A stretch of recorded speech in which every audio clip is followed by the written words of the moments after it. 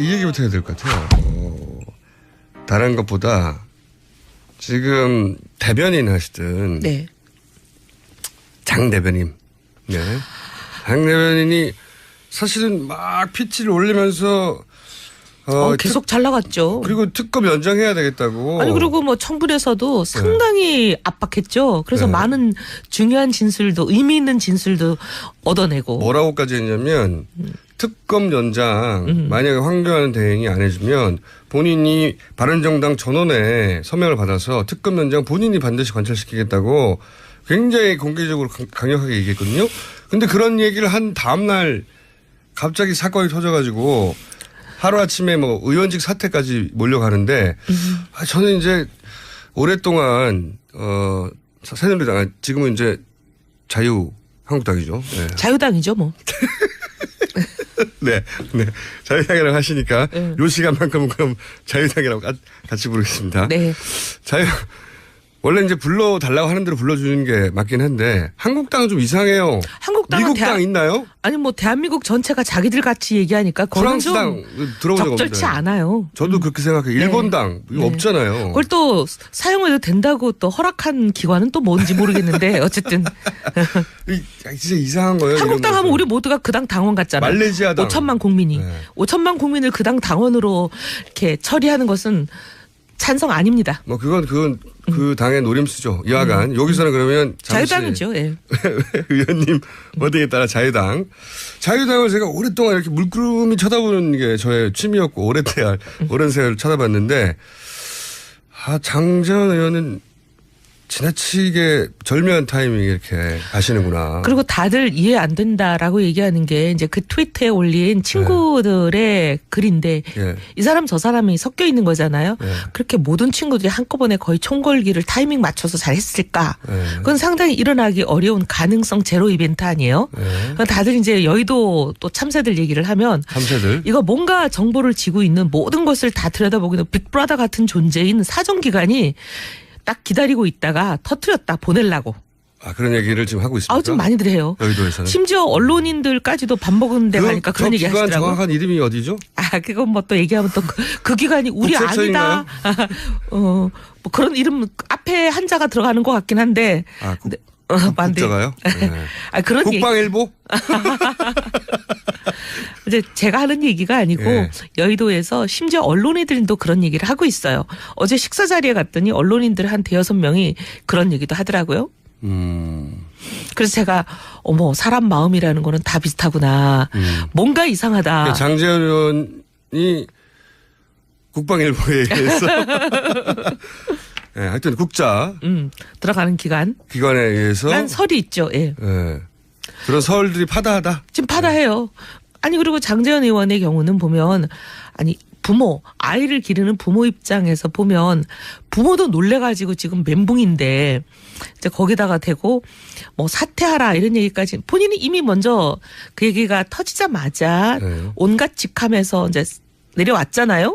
대변인도 내려놓고 부산 시당위원장도 내려놓고 이제 그리고 본인은 이제 아이를 먼저 정상화시키는 게 우선이다. 이래가지고 이제 아이와 시간을 보내면서 아이가 잘못된 길에서 돌아오도록. 부모 입장에서는 그런데 이제 이게 굉장히 지나치게 절묘한 타이밍인 거죠. 절묘한 타이밍이죠. 그러면서 바른정당이 가장 활발하게 입장을 표명하고 이제 막 들라 그러는데 또 누가 날개를 꺾었어요. 공세적으로 이제 그 자유당을 압박하던 그래서 입을 잃어버렸어요. 그러니까 더더욱 언론 노출이 바른정당이 줄어드는 효과를 안 그랬으면 장재현 의원 오늘도 남아 인터뷰 저희가 했을 텐데 저희가 인터뷰 요청해도 이제 당분간은 못 나온다고 거죠. 스스로는. 예. 근데 어쨌든 어떤 기관이라고요? 이 모든 정보를 들여다보는 기관이 아니냐. 그런 정보기관의 작업의 결과가 아니냐 하는 의구심들을 여의도에서는 가지고 있다. 다들. 이 사람 저 사람이 그냥 입 모아서 얘기하더라고요. 그래요. 맞아요. 오랫동안 들여다본 사람들은 그런 의구심을 가진 수밖에 없죠. 너무 지나치게 절묘한 타이밍이고.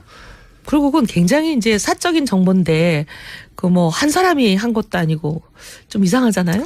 그런 점이 있습니다. 분명히. 그런 의구심을 가질 만하고. 두 번째로 제가 같이 오늘 꼭 얘기해 보고 싶은 게 뭐냐면 이거 바른정당의 장제원 의원 아들 건인데요. 뭐 그럴 수는 있죠. 그러니까 어떤 특정 유명 정치인의 아들이 뭐 SNS상에 어떤 논란을 일으켰다. 근데 뭔가 좀 공작의 냄새가 난다는 제보들이 있어서 제가 그 이야기를 잠깐 해보려고 해요. 장제원 의원 아들이 무슨 래퍼 경연대회 같은데 굉장히 우수한 성적으로 지금 본선 나가려고 준비했었나 보죠? 글쎄 뭐 이렇게 음악을 하는 친구다. 예. 라는 건데 지금 얘기가 된 거는 성매매와 관련된 의혹을 받는 건데 근데 여기에 대해서 또 장제원 의원이 뭘 또 글을 올렸어요. 이건 사과도 아니고 해명도 아니고 도대체 뭔 소린가. 좀 그래서 뭐 음악하면 이래도 돼? 라는 생각이 들 정도로 이상한 또 글을 올리고 뭐 그렇기는 했는데요. 근데 이 장제원 의원과 장제원 의원의 아들은 좀 별개의 것일 수는 있어요. 그렇기는 하나 장제원 의원의 태도는 좀 모호하다라는 생각이 드는 거죠. 근데 우리들은 어떤 느낌으로 또 바라봤냐면 장제원 의원이요. 새누리당 분당 과정에서의 주도적 인물이기도 하고요. 그렇죠. 그래서 바른정당의 대변인도 맡았었고요. 그리고 청문회 때는 어떤 야당 의원보다 더 야당스러웠던 인물이기도 하고. 맞습니다. 가장 최근에는 김어준 파파이스에도 나왔었고. 그렇죠.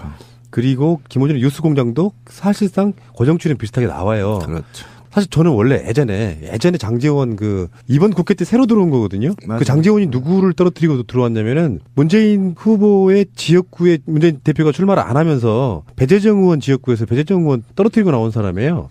그리고 그 공천 과정에 있어서의 문제 같은 것도 여러 가지가 있어갖고 선수조 지역구였잖아. 또 거기가 그 여러 가지 과정 속에 주류로부터 밀려난 장제원에 대해서는 별로 그렇게 느낌이 안 좋았었는데 물론 정치인들은 그렇게 자기 스스로 탈색을 좀 하죠. 근데 문제는 그에 대한 호불호를 떠나가지고 치명적인 타격 입히기 그런 팀들이 있다고 저는 보는 거예요. 그러니까 관련되어 있는 정치인들의 가족들의 SNS 같은 걸 다 이렇게 모니터링하고 있는 사람들이 있어갖고 그런 것들이 밖으로 터져나온 거라면 좀 문제가 있는 게 아닌가 이런 생각을 해요. 그리고 저도 이제 이 기사를 듣고 어쨌든 장제훈이라는 사람 제가 한번 당해봤잖아요. 적으로 있을 때는 굉장히 무서운 사람이에요. 근데 또 우리 쪽으로 와서 비슷하게 우리 쪽 편에 서서 탄핵을 주도한 것 보고 역시 좀 보통 놈이 아니라 비상한 놈이다. 그래서 만약에 저 사람이 야권에 있었다면 이 말빨이 장난 아니에요. 정말 카리스마가 있더라고. 실제 앞에서 보니까 저한테 한번 그 백남기 어르신 청문회 때 공격했잖아요. 저를. 그래서 제 입을 막아버린 거잖아요. 그분이 바로 이 장제원 의원인데. 그런데 이제 이게 바른정당으로 갔을 때 굉장히 지금 탄핵 정국의 선동적인 그리고 우호적인 탄핵 정국의 우호적인 발언들을 해와서 좀 저도 좀 내심 우호적인 편은 있었으나 어쨌든 탄핵을 주도한 새누리당 내의 구성원들, 새누리당 내 구성원들의 바른정당 소속들, 특히 그 다음에 이런 의원들을 누군가가 지금 죽이기 위한 작업을 한 게 아니냐.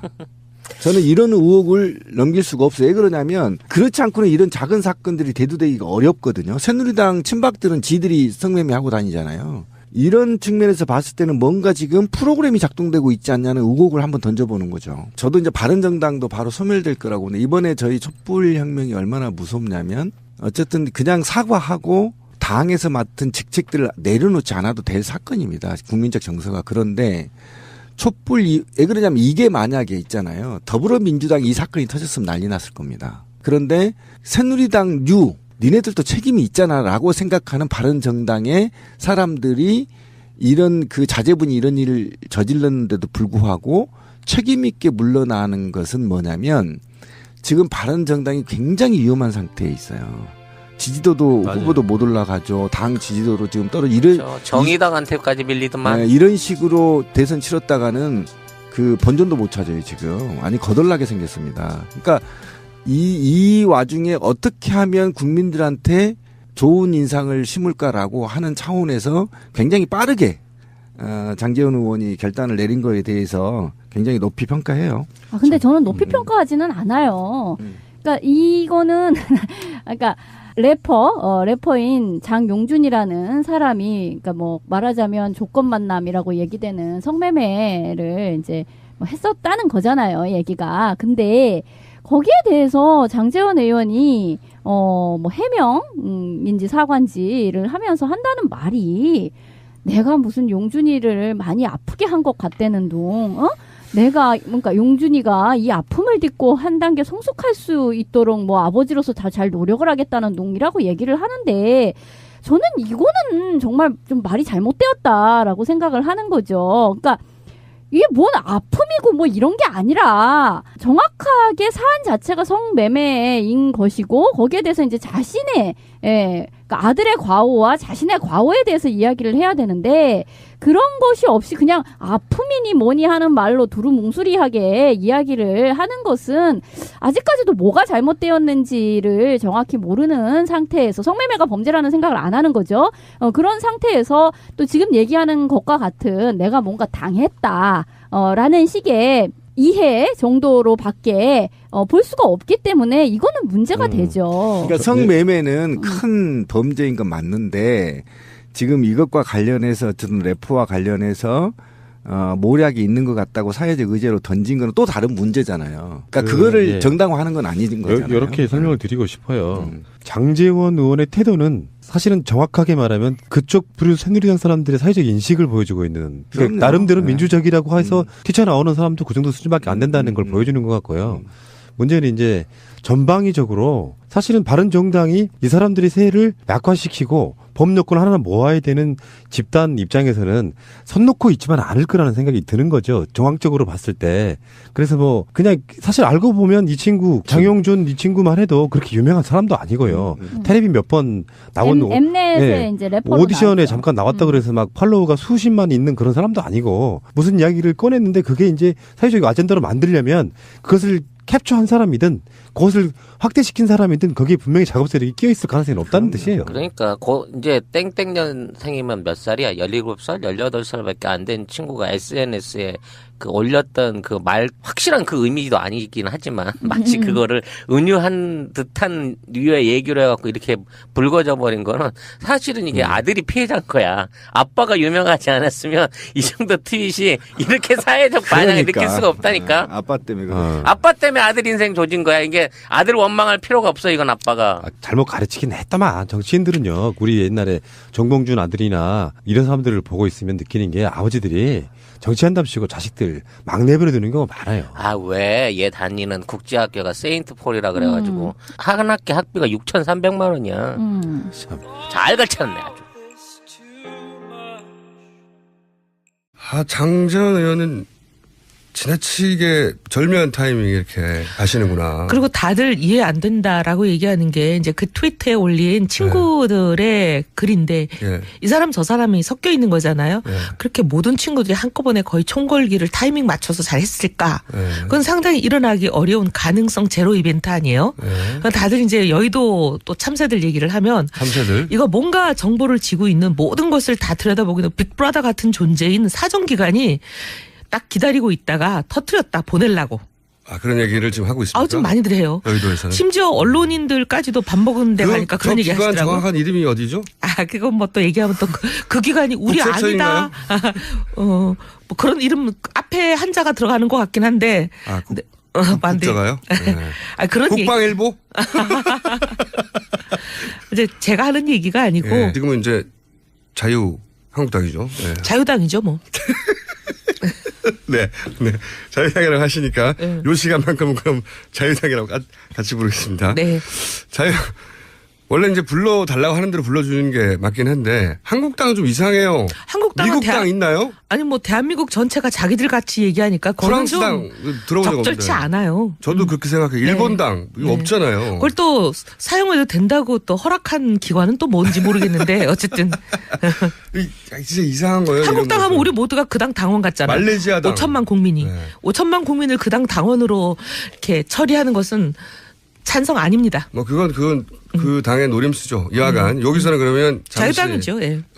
의원님 어디에 따라 자유당을 제가 오랫동안 이렇게 물끄러미 쳐다보는 게 저의 취미였고 오랜 세월 쳐다봤는데 여의도에서 심지어 언론인들도 그런 얘기를 하고 있어요. 어제 식사 자리에 갔더니 언론인들 한 5-6명이 그런 얘기도 하더라고요. 그래서 제가 사람 마음이라는 거는 다 비슷하구나. 뭔가 이상하다. 장제원 의원이 국방일보에 의해서 네, 하여튼 국자 들어가는 기관에 의해서 난 설이 있죠. 예. 네. 그런 서울들이 파다하다. 지금 파다해요.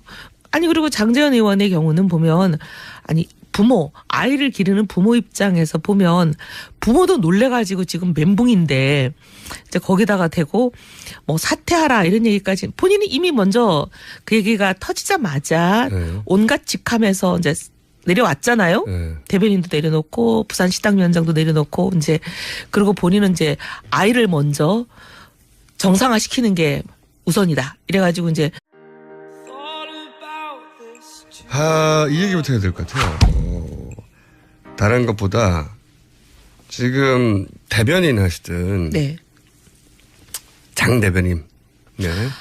장 대변인이 사실은 막 피치를 올리면서 계속 잘 나갔죠. 그리고 특검 연장해야 되겠다고. 아니 그리고 뭐 청문회에서도 상당히 압박했죠. 그래서 네. 많은 중요한 진술도 의미 있는 진술도 얻어내고. 뭐라고까지 했냐면 특검 연장 만약에 황교안 대행이 안 해주면 본인이 바른정당 전원에 서명을 받아서 특검 연장 본인이 반드시 관철시키겠다고 굉장히 공개적으로 강력하게 얘기했거든요. 근데 그런 얘기를 한 다음 날 갑자기 사건이 터져가지고 하루아침에 뭐 의원직 사퇴까지 몰려가는데 저는 이제 오랫동안 새누리당 아이와 시간을 보내면서 아이가 잘못된 길에서 돌아오도록. 부모 입장에서는 그런데 이제 이게 굉장히 지나치게 절묘한 타이밍인 거죠. 절묘한 네. 타이밍이죠. 그러면서 바른정당이 가장 활발하게 입장을 표명하고 이제 막 들라 그러는데 또 누가 날개를 꺾었어요. 공세적으로 이제 그 자유당을 압박하던 그런 입을 잃어버렸어요. 그러니까 더더욱 언론 노출이 바른정당이 줄어드는 효과를 안 그랬으면 장제원 의원 오늘도 아마 인터뷰 저희가 했을 텐데 저희가 인터뷰 요청해도 이제 당분간은 못 나온다고 거죠. 스스로는. 예. 근데 어쨌든 어떤 기관이라고요? 이 모든 정보를 들여다보는 기관이 아니냐. 그런 정보기관의 작업의 결과가 아니냐 하는 의구심들을 여의도에서는 가지고 있다.